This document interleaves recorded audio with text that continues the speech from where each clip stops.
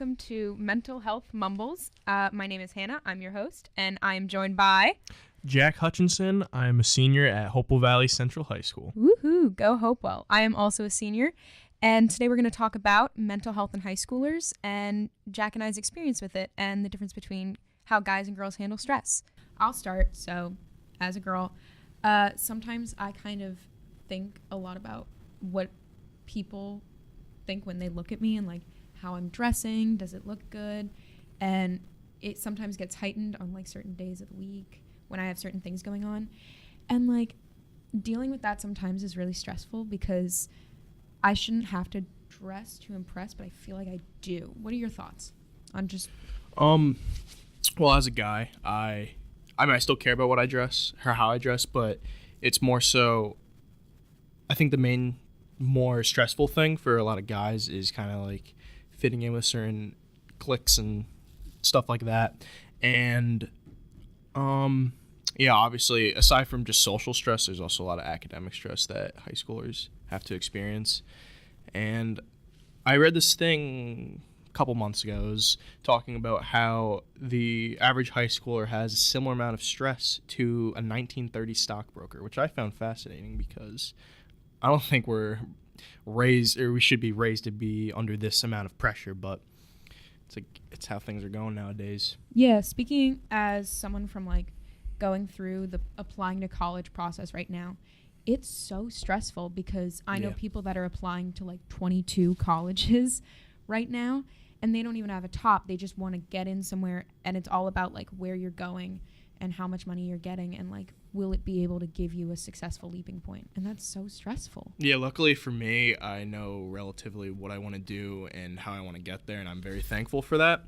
So I didn't really apply to many colleges and I already know where I'm going. So everything's done for me, but for like my sister, it was a very stressful time for her because she had one school she was incredibly fixated on, and she got denied, and it was a really, really tough time for her. So I was worried about that for me when I got older, because she's 4 years older than me. But yeah, that's the main thing that I think is I'm very grateful for, that it wasn't too bad of a process for me, but it definitely is still very stressful. Yeah, because you also, the thing with colleges is they're trying to figure out, like, I feel like there's a quota going on too. Yeah.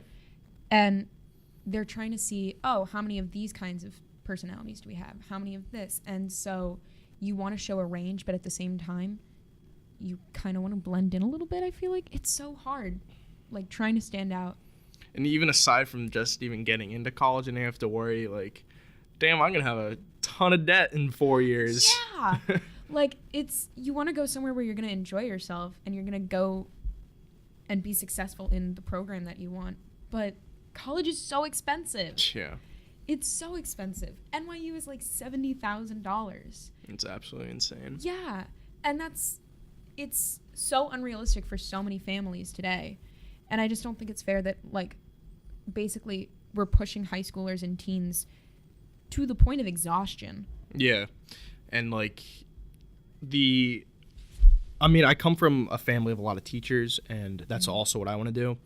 And they always talk to me about how it's like they relate to the students and saying that it's becoming so exhausting for their students and for themselves too, because how much education has changed, and how mainly now, especially when you get to the older grades of high school, taking honors and AP is like taking regular now, and taking regular is like taking remedial classes. So just the pressure keeps on adding up, and I think that there's going to be some serious consequences for the younger generation's future because of that.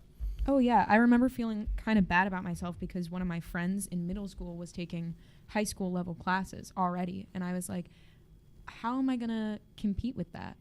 But I kind of had to remind myself that, like, first of all, it was in math, and I'm not trying to impress anyone in math. But second of all, we're different people and we're looking at different things.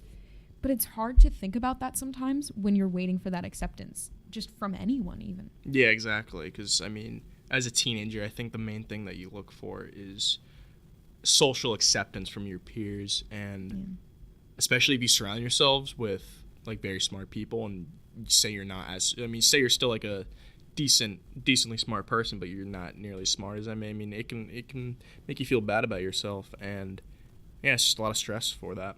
Yeah, and on top of that, thinking about like trying to fit in and like stand out among intelligent people, it's even like there's in your grade there are like cliques, right? There are definitely cliques in our grade. Yes.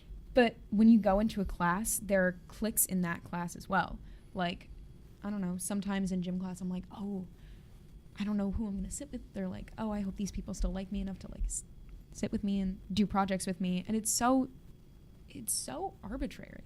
Yeah, like I remember watching movies and stuff when I was growing up and seeing like how the stereotypical high school clique would be. Yeah. And thinking like, oh, it will be like that, but it's like it is, but it isn't, because it isn't in the sense that it's not as like extreme, but at the same time it's very subtle, but it's definitely still there. And if you like look between the lines enough, you can definitely see it. Oh yeah, like I can think right now there's definitely like if you don't play a certain sport, you're not like considered as great of an athlete, I feel like. Yeah, for sure. Like soccer's really big at our school, which is funny because you would think it would be football, but no, it's No, definitely soccer. Yeah.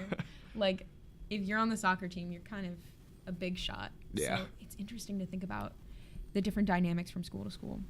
So I am someone who grew up in a family of, it's just me. I'm an only child, small little family that lives in the suburbs of Pennington. And I didn't really have many mental health issues, or so I thought going into high school. But I kind of realized about halfway through my sophomore year that I was doing these weird little habits that kind of were really messed up. Like I used to do this thing on the bus where I would kind of take out an earbud sometimes and like check to see how loudly I was breathing. Because I was like, oh, I don't want to breathe too loudly and have people like yell at me. And when I really realized what my issue was, I was sitting in a geometry class and just halfway through I was like, this is bad. I can't handle this anymore. And I went to the bathroom, I called my mom and I was like, you got to get me out of here. Which sounds so like cheesy kind of. No, it's understandable. But it was like, and then, you know, I talked to her and I was like, listen, I don't know what's going on, but I've been having like these panic attacks, which she knew about. And like all of this is how I'm feeling. And I ended up going to a psychiatrist. I've started seeing a therapist. It's great. I'm on medication. And I feel like people have differing opinions on medication because some people are like, oh, well, I don't like taking it because I feel like it makes life less fun.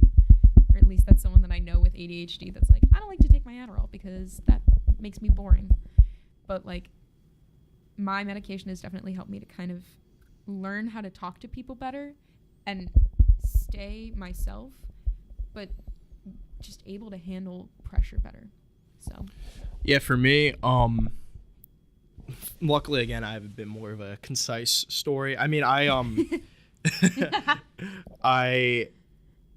actually no, it's not concise at all. I don't even know why I said that, but no one's story is. It's okay. Yeah, so I grew up in a pretty rough family environment. Not going to get into specifics with that, but however, as I think I actually remember very vividly, it was when I was in 8th grade. I was sitting at home on a Saturday.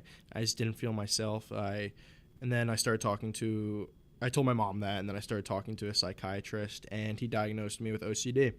And it's weird because whenever I heard OCD, I thought of like people obsessively organizing their clothes and stuff, but it's not like that at all. And for me, it's more of like I would like fixate on certain things, whether it be physical or like conversations or stuff like that. And it's definitely been a struggle for me in high school, but it's nice knowing that it's something I can pinpoint and know when I'm having like an off day. I'll be like, oh, and since obviously I know what it is, I'll talk to like my mom about it and stuff like that, and she's been very supportive. So I mean, and it's interesting because it all ties in with the rise of mental health issues, especially among teens nowadays.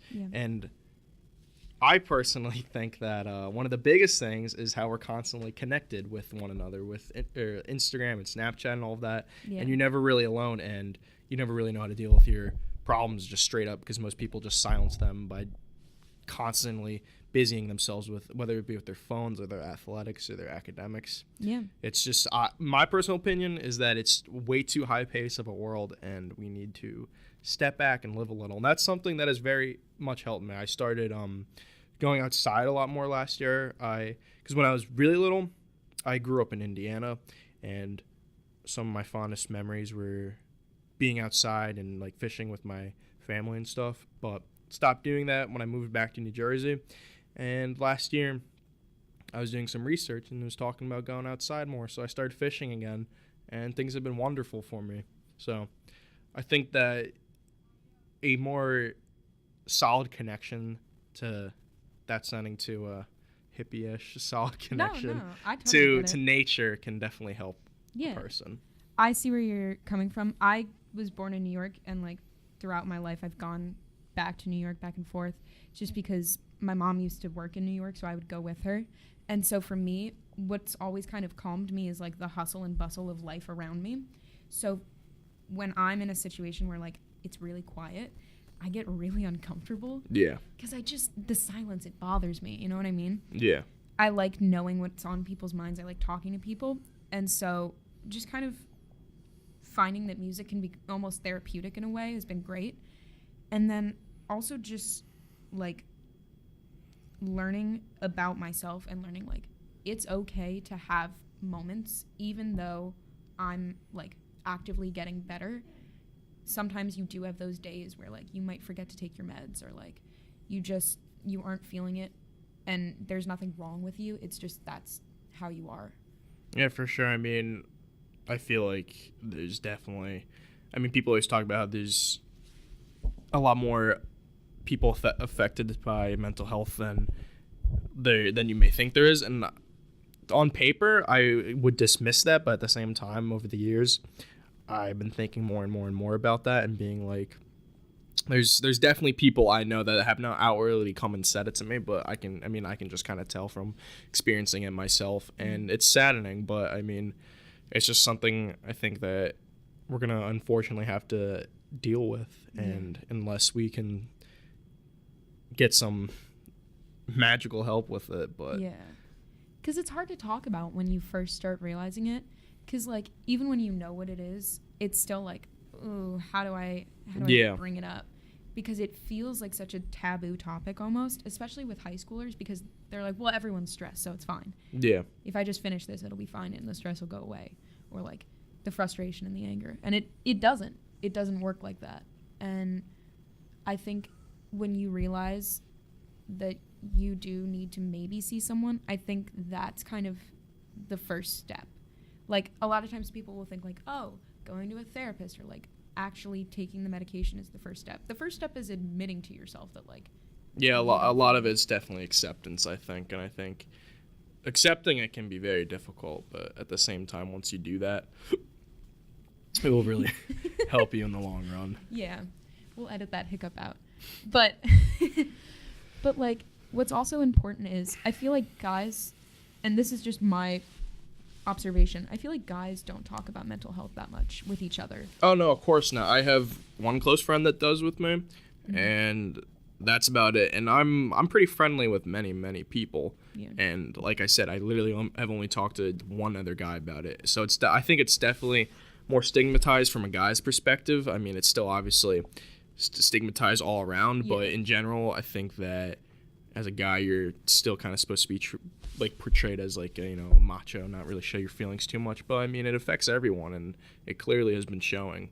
Yeah, like I think the thing about mental health, the difference between guys and girls is that girls are often characterized as being able to be more open about their feelings. Yeah, and it upsets me that people feel like, or guys especially, are like, well, I don't know how to talk about it, so I just don't, and then I explode one day. Yeah, no, that's something I learned how to do. I used to bottle things up, but over the past couple of years, I've definitely become more open, and a lot of people know that I have OCD, and I'm fine with that, just because I think that it helps me have a better narrative with them, and they can understand me better. And it's like sometimes I honestly look at it, it's weird as it sounds, I look at it sometimes as a positive thing when I tell people that, because like it creates sort of like a stronger bond in a way. But that's just me. Some people do not like telling other people about their mental health issues, and that's okay, because it's definitely is a very difficult thing to talk about. But I've just learned to honestly embrace it. Yeah. I know that I've definitely opened up about it before as Jack knows and as like a lot of people know, I'm kind of very much like, yeah, I have it. What about it? Like, yeah. I definitely am like, I know I have attention issues sometimes because I go back and forth on everything. Yeah. And on top of that, like, just being anxious. But, like, I know that at the end of the day, that's who I am. And, like, I'm okay with admitting that. And it's okay if you don't feel that way. I feel like that's important to say, too. Mm-hmm. Because sometimes people are like, I know that I have it, but I don't like talking about it. And that's fine. It's always good to get it out there and have, like, friends that you can rely on. Yeah, I definitely think peer reliance is definitely a very important thing, as well as family. I mean, I know a lot of people don't really even talk to their parents about that kind of stuff, and it saddens me because I definitely think my mom has been my number one supporter in terms of me dealing with stress, like just any other kind of stress with, like not even mental health issues, but just stress, like school stress, peer stress, all that. Yeah. Moms are the best. Mm-hmm. Just like throwing that out there. Moms are the best. They're so good with stress. Like my mom made me churros once when I was freaking out over an essay. She was like, don't worry about it. But yeah, sometimes it's hard opening up to like older adults in your life. Like my grandparents at first, they were like, well, I mean, I get stressed about things. I have to have things a certain way. I don't understand. And I was like, well, here. And it takes some time, but I find that like the people who really care about you in your life, they'll actually take the time to listen and like look into it because they want to be there for you and know what's right for you. The main thing I'm fascinated about with all this is how, I mean, humans have literally existed for thousands and thousands of years, and we never really heard of any of these extreme cases. I mean, people have been like sad throughout time, but you never heard of really anyone being chronically sad, or like even things like as seriously as schizophrenia. I mean, have you ever heard of that prior to maybe the 20th century? Probably not. And it's just, I just think there's something innately wrong with how people are living nowadays. Yeah. And I think that's the main cause in the rise of issues regarding mental health. But I don't know, it really fascinates me just researching into that. I think what's also interesting is even though I've like read a little bit about it, I'm still confused about what schizophrenia is because like it gets used in such a way, like you know how people will use like, oh yeah, I'm so bipolar today, like things like that. So sometimes I feel like it kind of muddies what the actual term is. So like when it comes to schizophrenia, I have no idea what it means at this point because I'm like, I just think of someone that just can't handle life. Yeah, exactly. And it's unfortunate because I mean, honestly, I don't really know too much about schizophrenia either. However, I know that it's a very serious mental illness, and I just think it's crazy how more and more people are developing it, and even some, like, I forget the stat, I think it was like 21% of kids ages 12 to 14 as of like 2016 or something saw either a therapist or a psychiatrist, and I don't think that ever would have happened, say, even not as far back as like 15 years ago. And I'm just worried if that stat is going to keep on increasing. Are we just going to have a generation of adults in 20 years that are all afflicted by something of this magnitude? It'll just be really saddening. Yeah, because like some people are just in therapy because their parents are like, oh, well, it'll be good. Yeah. And some are in therapy because of trauma. And so it's like, it's interesting to talk to people that are like, oh yeah, I tried therapy and it didn't work for me, because I'm always like, ooh, I want to hear your thoughts on it. Yeah. It's like my mom put me in therapy when I was like in like second grade or something, and I was a perfectly happy second grader, but she was just like, I remember I asked her like a year or two ago, I was like, why'd you do that? And she was like, I don't know, I thought it'd be helpful for you. And I was like, and it honestly was. I remember him pretty vividly, and so I had fond memories with him. And I honestly think it's important that everyone should at least try therapy, because everyone has their problems. Yeah, I find that sometimes, or at least talking to my dad about it, because when he was a freshman in high school, his mom and stepdad put him in therapy for a year, and then like the therapist was like, he doesn't talk about anything. Yeah. No, that's the thing. You have to be at least open to talking. You have to be willing. Yeah. I think that's a lot of it. Is like you have to be willing to put in work and try to better yourself. Yeah. Even though it gets hard, and sometimes you're like, I just want to. Yeah, exactly. Some people are like, I don't have any problems, but you have to be more introspective with yourself and look deep and down and say, am I doing anything wrong? Yeah. Am I hurting anyone? And I think it overall could just make everyone a better person. Yeah. I think also what's unfortunate, at least because I know I had a guy friend other than Jack. I have more than one guy friend, but that kind of, he has like admitted that he needs help, but he doesn't know how to get there because he's so busy. Yeah. And so to me that breaks my heart because like, yes, academics and extracurriculars are so important, but so is your mental health. And the fact that like, I believe suicide is either the second highest I think it's the second highest cause of death in teens, other than maybe like car crashes. Yeah, that's crazy. That's really saddening. Yeah. And I don't know if that stat is completely accurate. That's just what I vaguely remember reading. But just the fact that, I don't know, it upsets me a lot because we have so much ahead of us. And the fact that people could maybe not get to live to their full potential is just upsetting. Yeah, I definitely agree with you on that, and how it definitely should not be the number one or number two cause of death among teenagers. Because, I mean, if you look at it, I mean, from an outside perspective, we're probably living in one of the best times a human could possibly live in. Yeah. War is not like warfare, if you look at like ancient societies, warfare used to be a thing that was just kind of second nature, and now the Crusades. Yeah, exactly. War is kind of, I don't want to say on the decline, but it's definitely not as, it's not used as much as of a diplomacy thing as it used to. Yeah. So life expectancy has definitely gone up. So on paper we should be happy, but there's just something innately wrong with what's going on.